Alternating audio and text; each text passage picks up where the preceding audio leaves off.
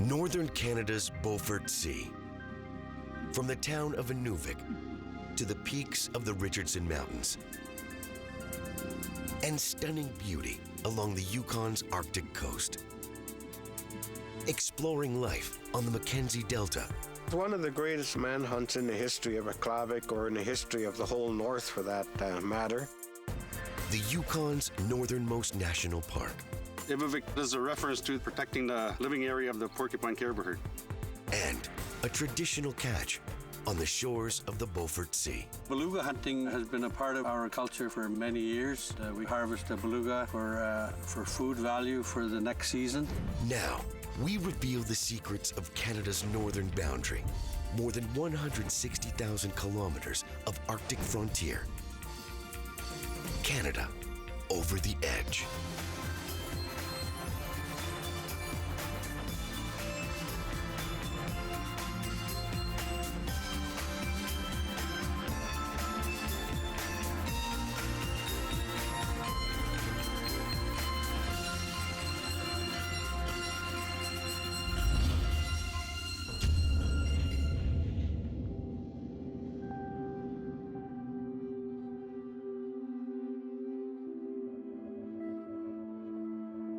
"100 kilometers south of the Beaufort Sea, in the northwest corner of mainland Canada, the town of Inuvik marks one of the North's great cultural crossroads.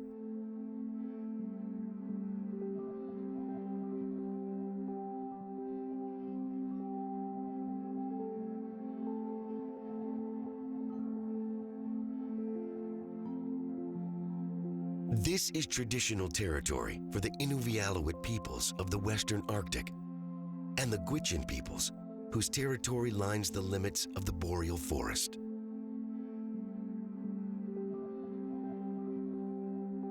But Inuvik is also home to residents from around the world, with more than 60% of the population of non-native origin. They are drawn by a variety of opportunities. Inuvik has been a hub of natural resource exploration for decades and the resupply base for the western portion of the North Warning System. The town is also a haven for nature lovers. Inuvik's nickname is Land of the Midnight Sun.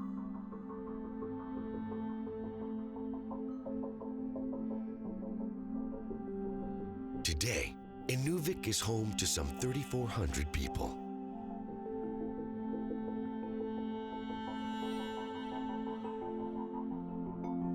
And while the cultural timeline of the region stretches back thousands of years, the community itself was established just decades ago.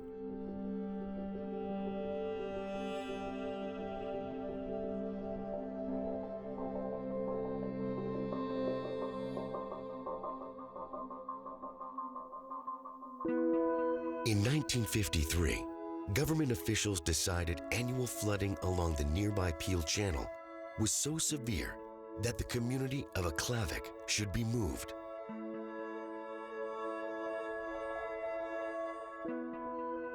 A town site was quickly constructed, and many residents relocated here.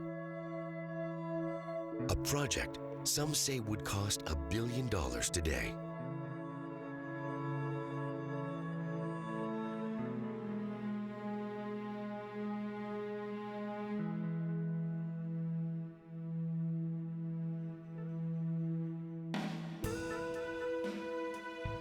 The new town was even known as New Aklavik for 5 years, until taking the name Inuvik in 1958.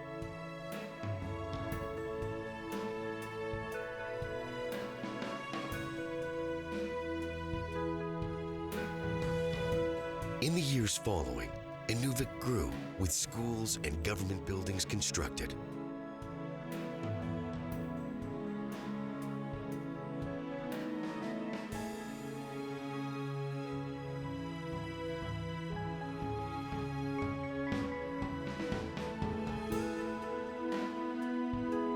Decades later, Inuvik boasts all the amenities of a modern town, including a hospital, arena, and its most recognizable structure, known to locals as the Igloo Church.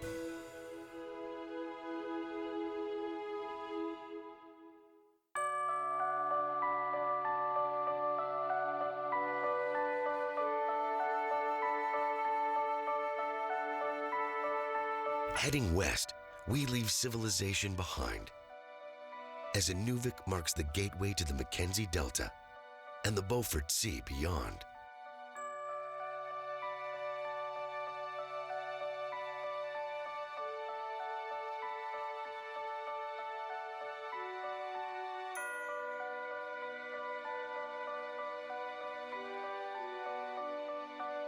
The Mackenzie Delta is a massive stretch of wetlands, the point where the Mackenzie River widens and divides.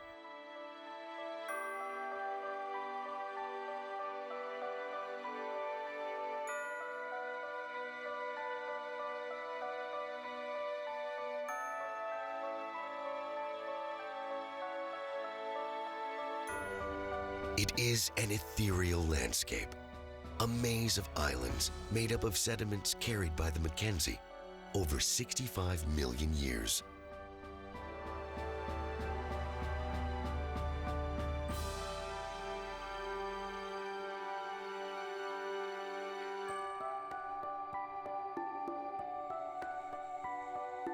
And between those islands, dozens of smaller waterways line the horizon, including pristine channels and as many as 25,000 lakes.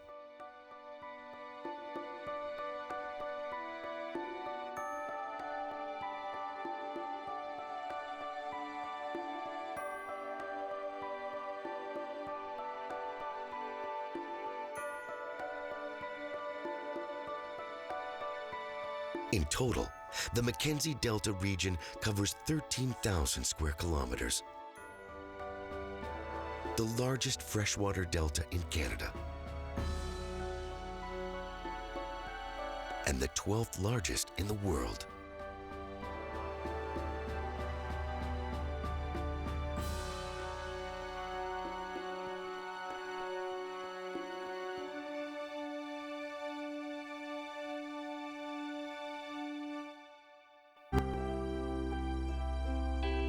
"30 kilometers west of Inuvik, and only accessible by sea or air, the community of Aklavik lies near the western edge of the delta.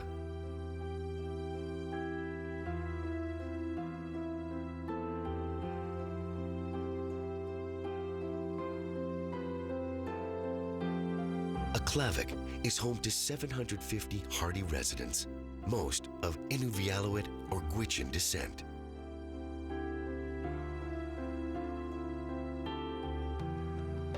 The community is located just north of the 68th parallel, on the scenic shores of the Peel Channel.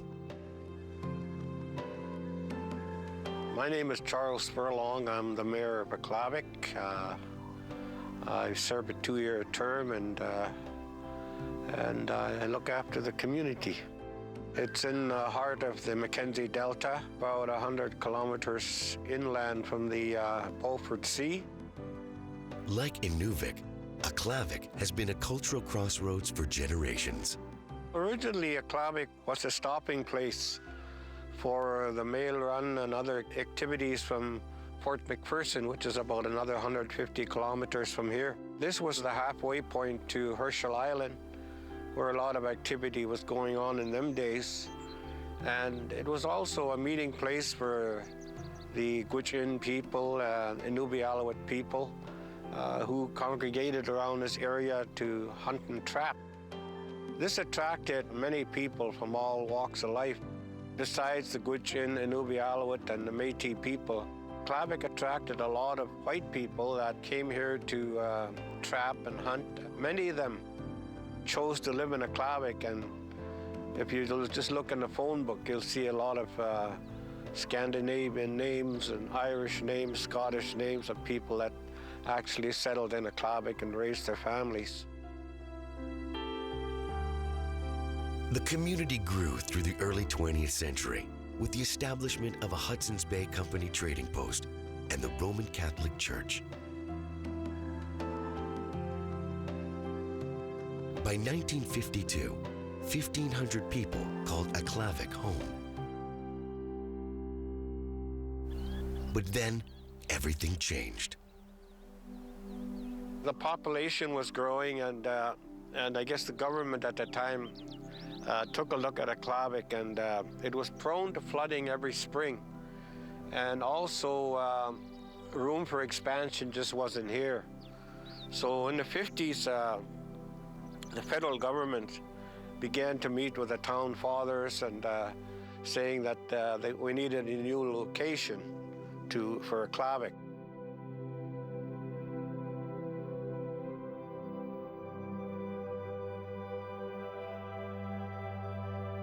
So they moved 35 air miles east to where present-day Inuvik is.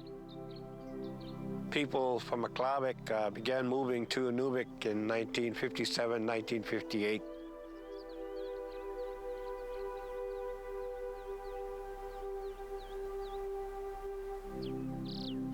Despite the relocation, many residents stayed, drawn by abundant resources in the waters and hills surrounding.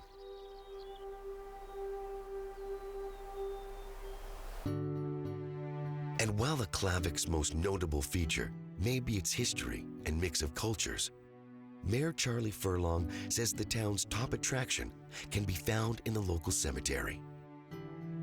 In the 1930s, trapper Albert Johnson killed an RCMP officer and led officials on a manhunt through the frozen trails surrounding Aklavik. Albert Johnson would become known as the Mad Trapper. Well, here we are in the cemetery in Aklavik, and we're going to walk over this side here and look at the grave of the famous Mad Trapper of Rat River, Albert Johnson, who in February of 1932 gave the RCMP and the local posse a good run, and he was finally captured up in Eagle River.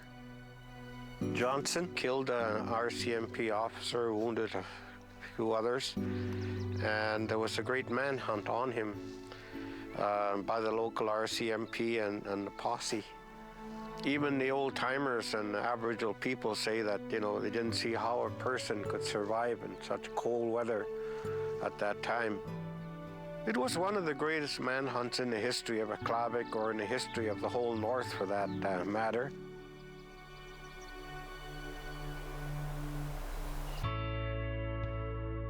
Decades after the Mad Trapper incident, and decades after relocation, Mayor Charlie Furlong says he believes Aklavik will continue to survive. Hunting and trapping is still practiced here in our community. Many people still go out on the land and practice their traditional lifestyle and survive on the benefits come from hunting and trapping. Trapping industry has ups and downs, and depending on the world market, but people still do it, and there is a lot of hunting though for caribou, moose, and other animals like that. So it's still a well-practiced tradition in this community. Aklavik is still a thriving community. It's rich in natural resources. There's all kinds of game in the area. The hunting is good, and it's home to me. I grew up here, and I'm proud of this community, and like many of us in this community, we work together, and we want to see Aklavik survive and continue for the next few generations.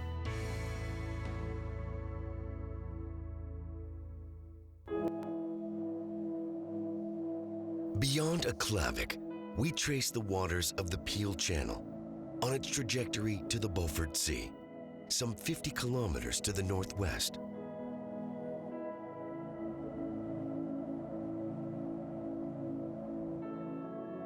And as our latitude increases, our landscape begins to change dramatically.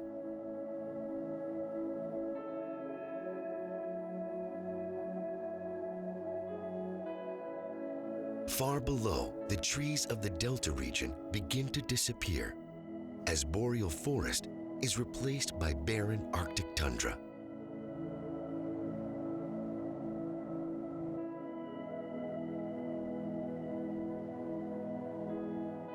But even here, far from civilization, the landscape and water surrounding are a destination for hunters and trappers.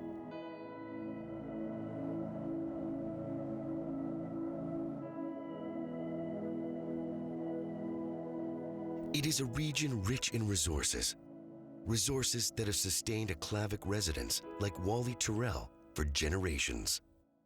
Well, I grew up with my grandmother, and we stayed in a bush and just continued to enjoy it.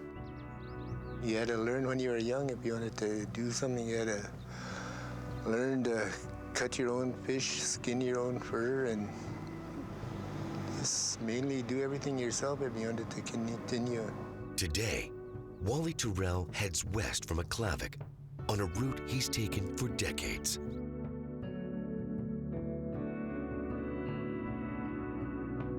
On the open waters of the Peel Channel, he finds his float and prepares his net.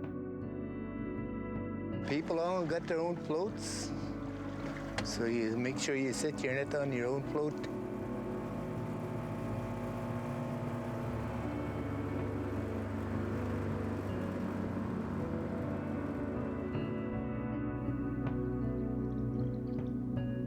I let my net out.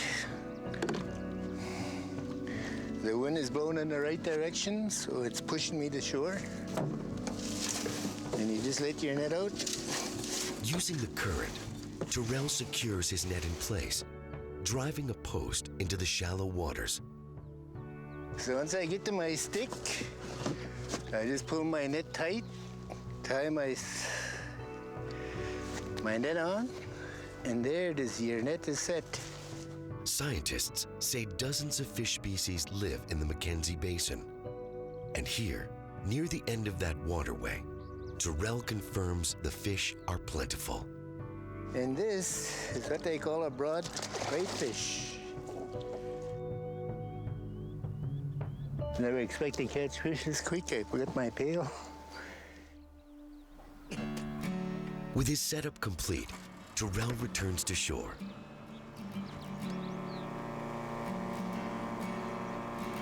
Here, he must tend to his smokehouse, where the real magic begins. Wally has become famous in Aklavik for producing a variety of smoked fish he calls Wally sticks. This is where I do all my fish cutting. Is in here. I do my fish cutting in here because it's been raining so much, and when you cut fish, you like to be dry, and you wouldn't want your fish to get wet while you're cutting it. Inside his garage, Wally cuts the fish into narrow sticks. This whitefish right here, we fillet it. We make it thinner. It's going to dry faster, and it don't spoil. And then we just cut it like this. You gotta have a good sharp knife. We tried so many different knives, and we finally came up with these knives. You see down here, there's bone.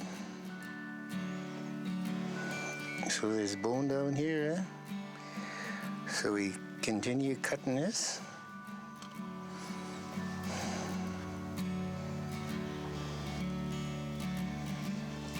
Cut it like that. And you could feel a bone with your fingers.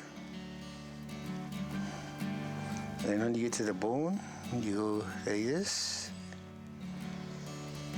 And then we throw this away because it's full of bones.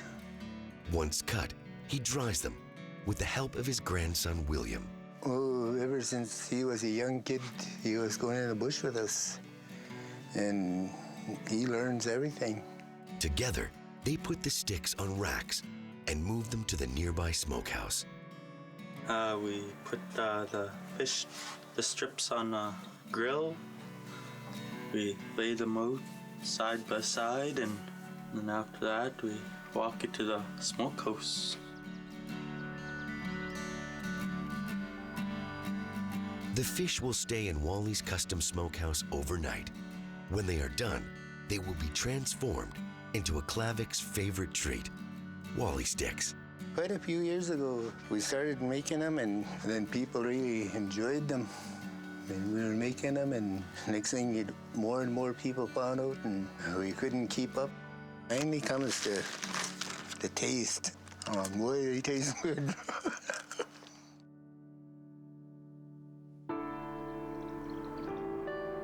For Wally Terrell, the waters lining the community of Aklavik have brought sustenance for years. He hopes that will continue for future generations. I'm not used to living in, big places. Like here, I could go any place I want. Here, I like to be on the land. I enjoy going out in the fall. You go to a different community, there's nothing to do. Here, there's always something to do. You could go fishing, hunting. You could do anything you really want. I've been brought up this way. I just enjoyed living on the land and enjoy fishing. If I didn't enjoy it, I wouldn't bother with it.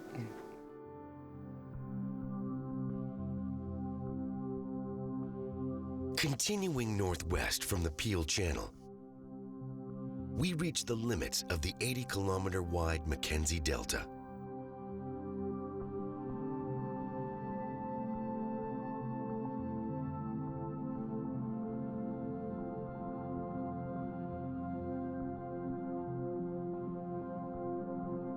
Here, islands, lakes, and winding waterways are left behind as we ascend to a vast plateau lined by barren Arctic tundra.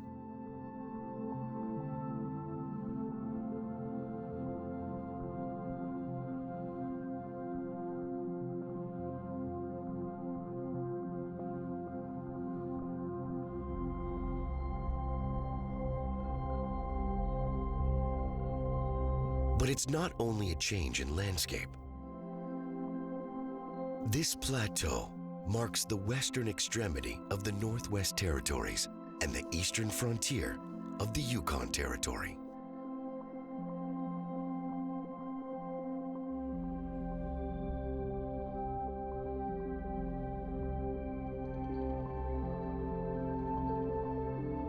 Like the Northwest Territories, the Yukon is massive, measuring more than 482,000 square kilometers.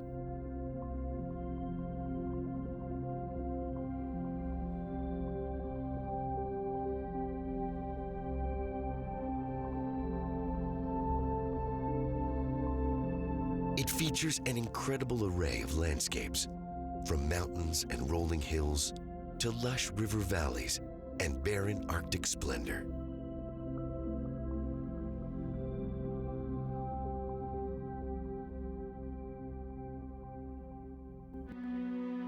Continuing west, the hills continue to rise as we reveal one of northern Canada's great hidden gems.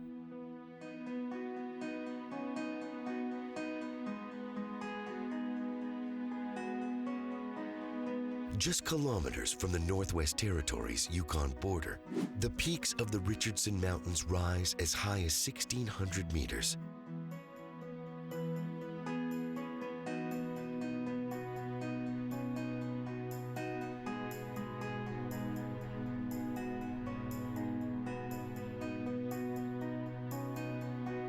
Their landscape is varied, a mix of Arctic tundra, subarctic forest, and to the north, ethereal barren rockland.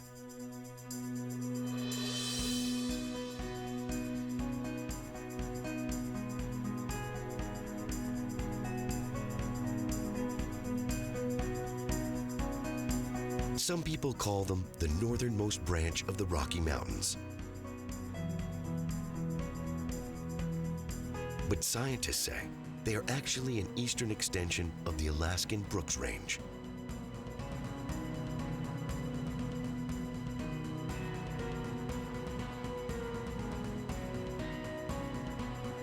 The Richardson Mountains cover more than 26,000 square kilometers, running north-south, parallel to the Yukon territorial border.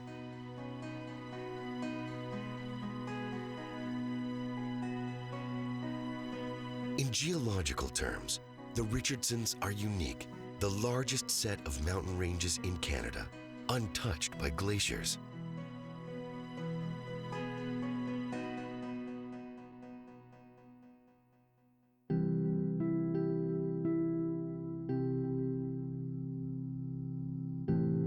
Continuing north, on approach to open Arctic waters, we follow the contours of the Blow River.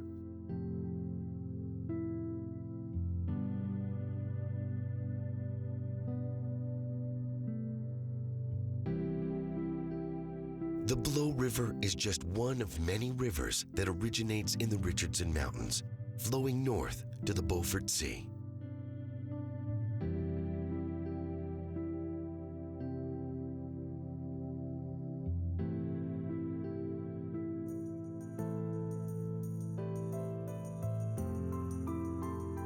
And like the channels of the Mackenzie Delta, they hold rich fishing grounds and are home to incredible wildlife, including the porcupine caribou herd.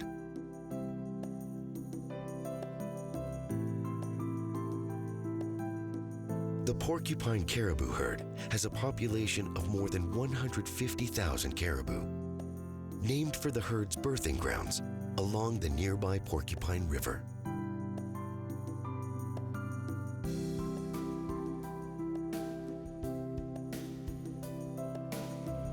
Their habitat covers much of the Yukon and Alaska.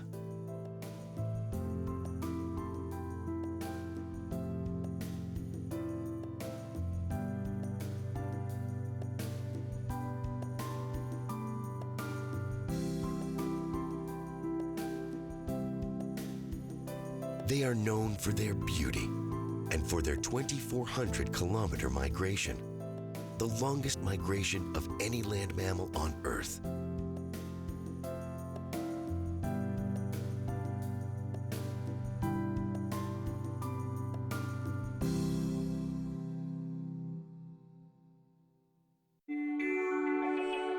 From the Richardson Mountains and the contours of the Blow River, we continue north, soaring above pristine Yukon scenery.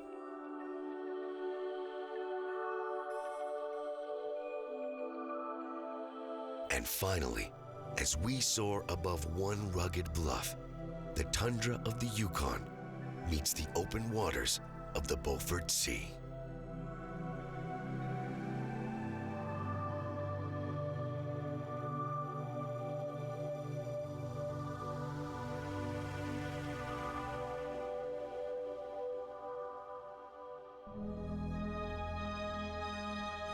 On the Yukon Territory's northern coast, the frigid waters of the Beaufort Sea are an Arctic gem.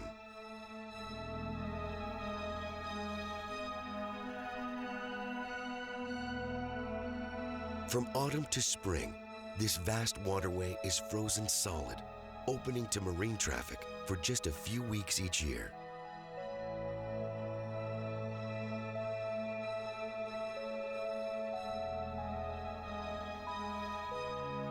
It is considered a marginal or sheltered branch of the Arctic Ocean, named in honor of British Rear Admiral Sir Francis Beaufort.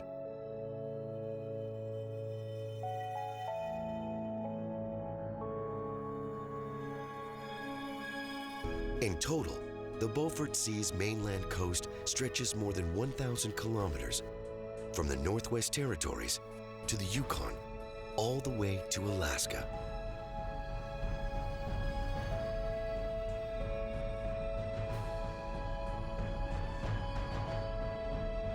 But despite its remote location and harsh climate, the Beaufort Coast is home to resilient wildlife, including the mighty moose.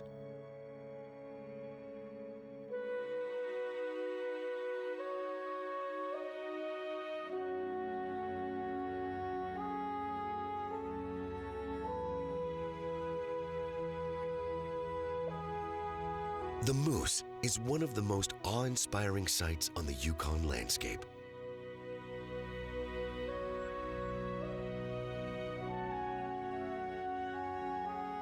They are beautiful creatures, dark brown or black in color, standing 2 meters high.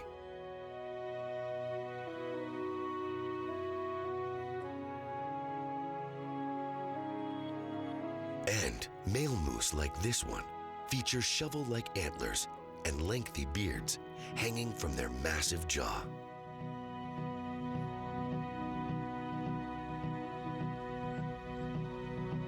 They are solitary creatures for much of the year. Scientists estimate the Yukon is home to 70,000 of these land mammals.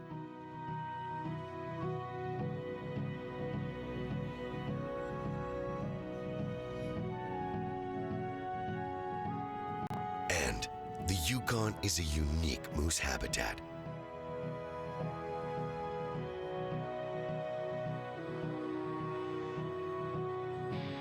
A transition zone between the woodland or northwestern moose and the tundra or Yukon-Alaska moose.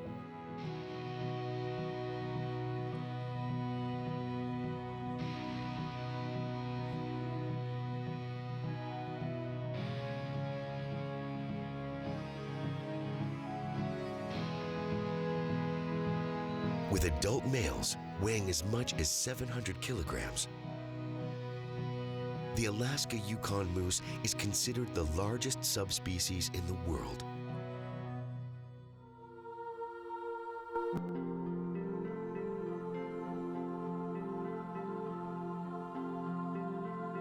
Back to the coast, we continue northwest, following the shores of the Beaufort Sea.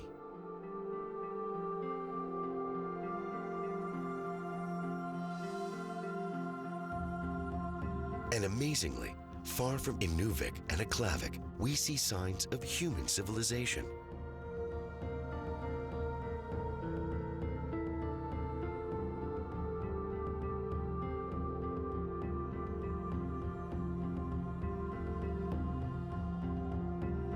All along these shores, at Shingle Point and Herschel Island beyond, seasonal camps have been constructed.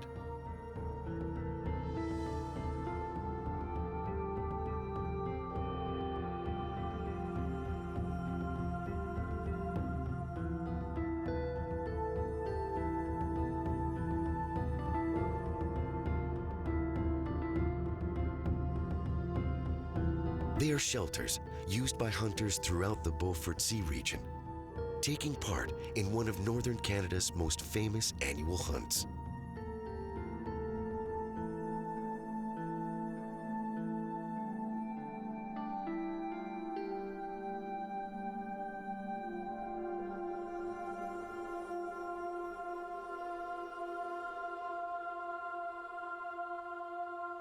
My name is Jerry Cassoon. I'm a guide with Up North Tours out here in the Beaufort Delta.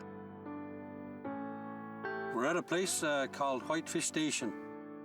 Jerry Cassoon says whaling has been a part of Inuvialuit culture for generations. Well, beluga hunting has been a part of our culture, the Inuvialuit culture, for many years.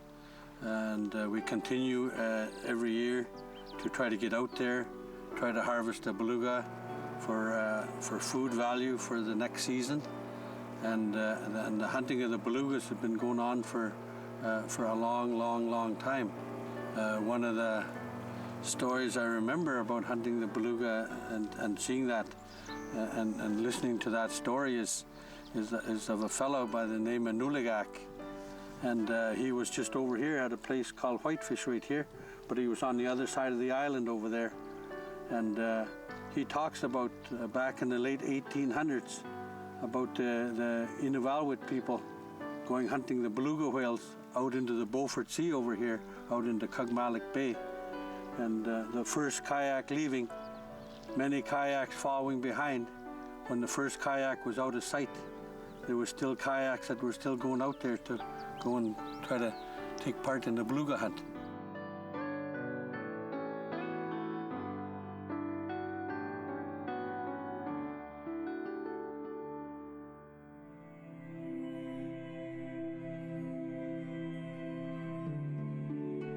From an active camp on the shores of the Beaufort Delta, Cassoon reveals the intricacies of the operation.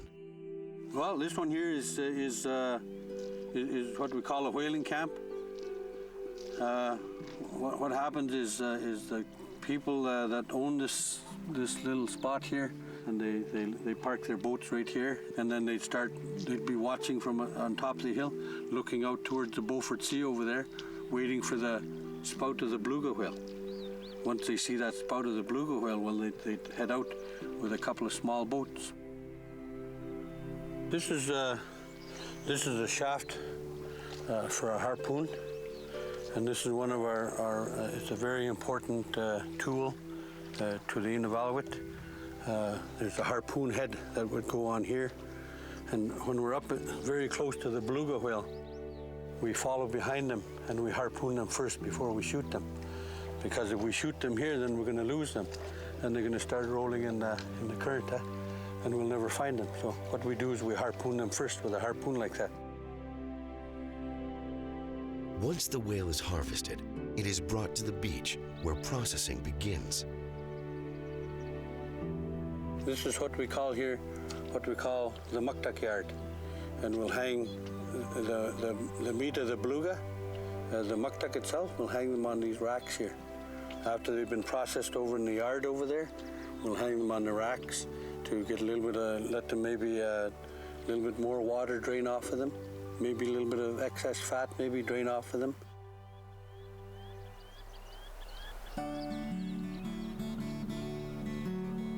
Once drained and dried, the meat, or muktak, can be preserved on site. Okay, this is what we call the smokehouse, and sometimes when they're hanging some of the fish that they might catch in the fish net, they'll go inside the smokehouse and they'll hang them on those racks in there, and they'll put a little fire underneath just to get some smoke onto it. When they're hanging some of the meat that they get from the beluga whale and they want to put a little bit of smoke into it, they'll put it here into the smokehouse. And this here again is just made from material that we find right here along the beach. Everything is pretty well local. A few pieces of plywood, you know, a piece of tarp. The whole process of harvesting a beluga out in the Beaufort, bringing it into the camp, and putting it away into the muktak pots might take about maybe 4 days in total. Jerry Kassoon says generations after it began, whaling remains key to the culture and diet of the Inuvik peoples who live along these shores. Well, the beluga whale is very important part of the diet especially for my people here, the Inuvik people of the Western Arctic. If you get a small chunk of beluga muktak, let's say maybe about a 2-inch by 2-inch piece of beluga, it's got just as much vitamin C as what you might find in a couple of limes.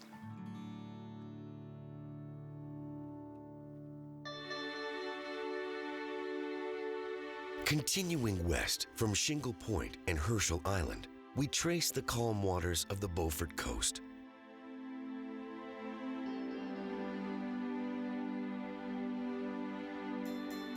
But while the Beaufort Sea is considered sheltered or marginal, it is also massive.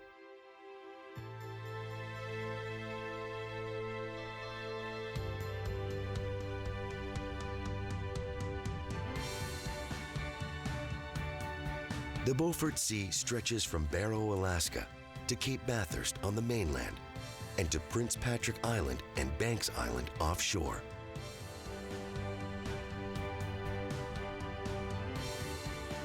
In total, the Beaufort Sea covers more than 475,000 square kilometers.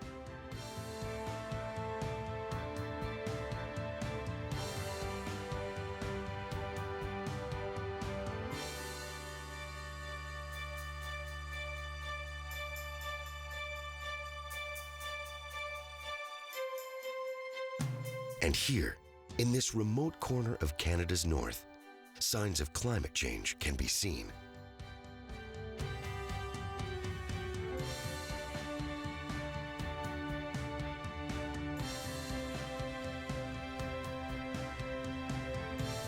Scientists believe warmer temperatures along the coast are causing permafrost, or permanent underground ice, to melt.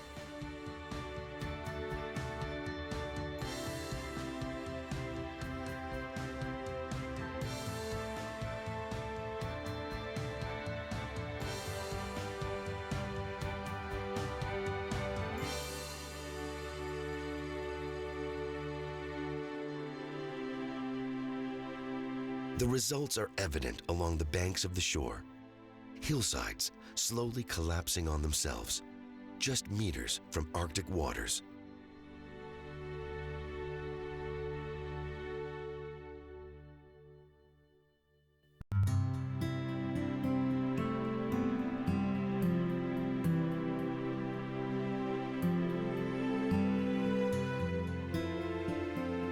Further west, beyond the banks of the Beaufort, we return to open stretches of tundra and one of Canada's northern wonders.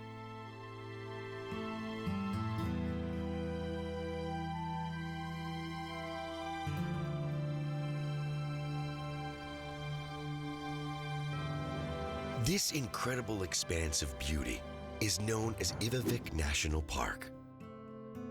My name is Mervyn Joe, and I'm Cultural Resource Technician for the Western Arctic. Inuvik National Park is located in the northwestern part of Canada. It's at the northern tip of the Yukon Territories.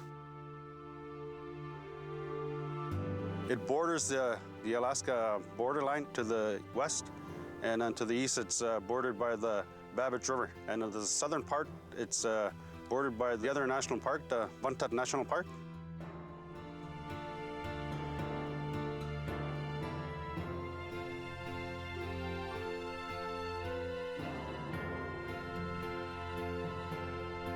Inuvik, it's an Inuvialuktun word, means a place where giving birth. That is a reference to our porcupine caribou herd. We're protecting the living area of the porcupine caribou herd.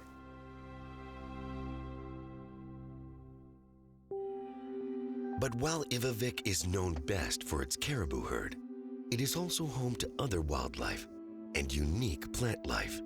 You also see like doll sheep, the moose, the three types of bears, a polar bear, the grizzly bear, and a black bear. All kinds of birds, like shore birds, sea birds.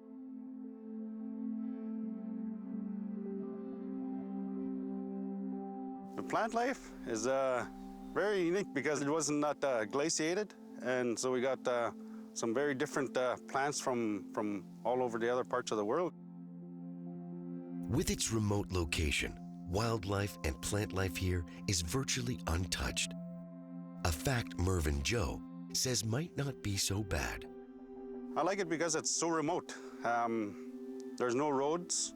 There's only a few places you could land with an aircraft, and then it's got to be equipped with like the Tundra tires. And then with the floats, you could use a float plane into the waters, either overland by snowmobiles. That's what it. But for Joe, and many like him, the story of Inuvik National Park comes back to family. Just personally, I like it because my grandfather and my dad's been in that area before, years and years ago, and then now I'm in here today, and I like it the way it's protected.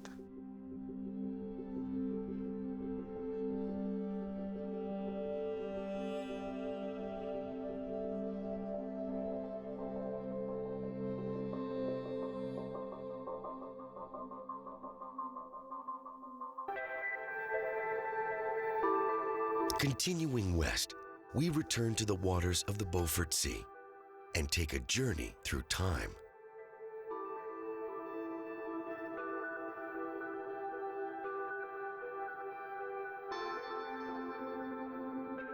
Here, far from civilization, an abandoned oil and gas vessel sits, awaiting its next assignment.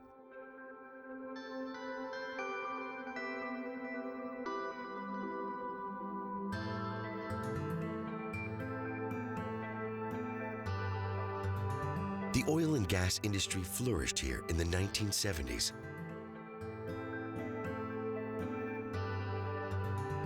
But in recent years, it has slowed, a fact some believe is good news for the marine life in the region.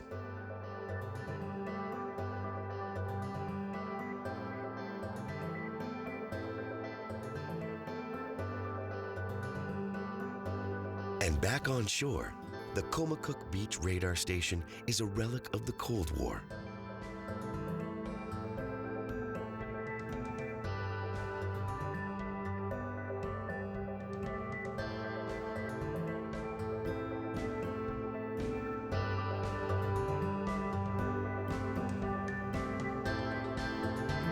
when stations like these lined the north, tracking the movement of the Soviet military.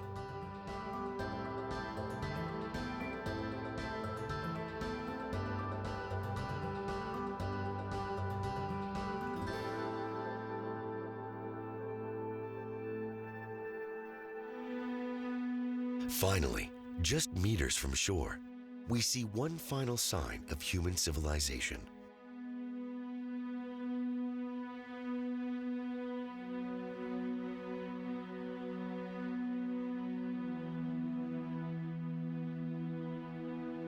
Here, a lone obelisk marks the 101st meridian and the northernmost land boundary dividing Canada and the United States, as the Yukon Territory meets the state of Alaska.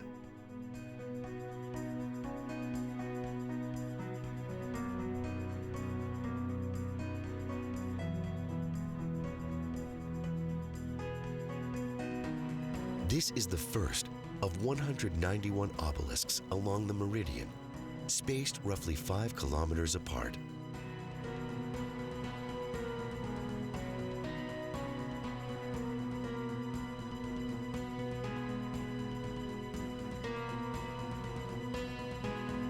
They mark the international border in a straight line, due south, more than 1,000 kilometers, to St. Elias Mountain and the Pacific Ocean beyond.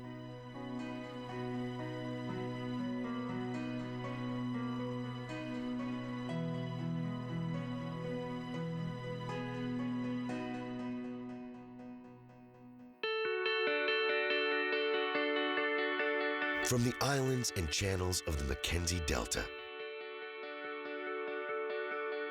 to the peaks and valleys of the Richardson Mountains,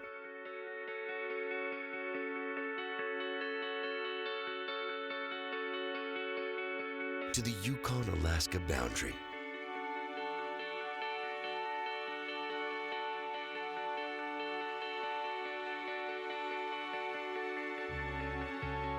the Beaufort Sea region is a stunning, unique landscape, set far from civilization.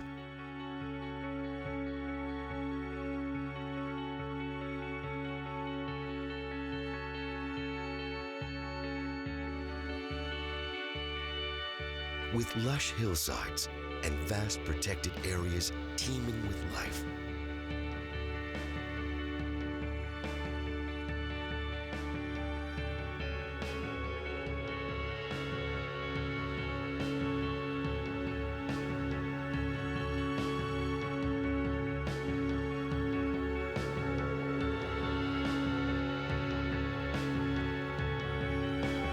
Modern communities like Inuvik and Aklavik thriving.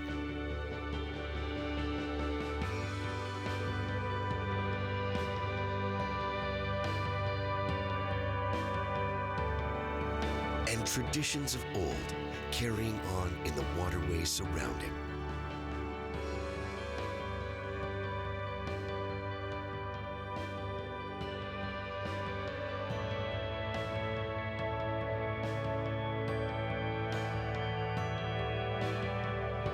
This remote region, where the river meets the sea, is a gateway to awe and wonder. Here, on the edge of Canada.